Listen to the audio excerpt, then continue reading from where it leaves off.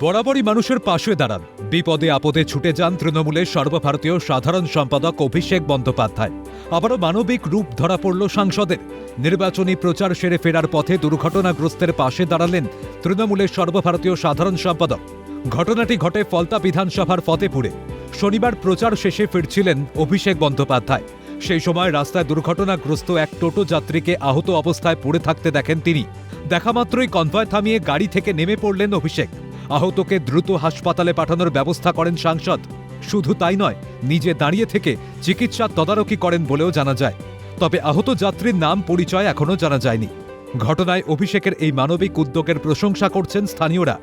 আগে অভিষেকের মানুষের পাশে দাঁড়ানোর ছবি ধরা পড়েছে।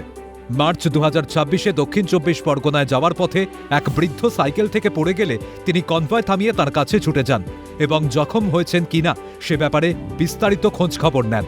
জানুয়ারি 2026-এ নদিয়ার চাপড়ায় রোড শো চলাকালীন এক বয়স্ক মহিলা অসুস্থ হয়ে পড়লে অভিষেক বন্দ্যোপাধ্যায় তার বক্তব্য থামিয়ে দিয়ে দ্রুত সেই মহিলার চিকিৎসার ব্যবস্থা করার নির্দেশ দেন। সব মিলিয়ে বলা বাহুল্য, প্রকৃত রাজনৈতিক পরিচয় কেবল স্লোগান আর মিছিলের গণ্ডিতে নয়। রাজনীতিক তো তিনি, যিনি এইসবের বাইরেও সাধারণ মানুষের পাশে থাকেন। তখনই রাজনীতির প্রকৃত উদ্দেশ্য সাধিত হয়। শত ব্যস্ততার মাঝেই আম জনতার উপর যে সর্বদা নজর রয়েছে অভিষেকের, তা ফের প্রমাণিত। রাজা সাহা ও অরিজিৎ মণ্ডলের রিপোর্ট, ক্যালকাটা নিউজ।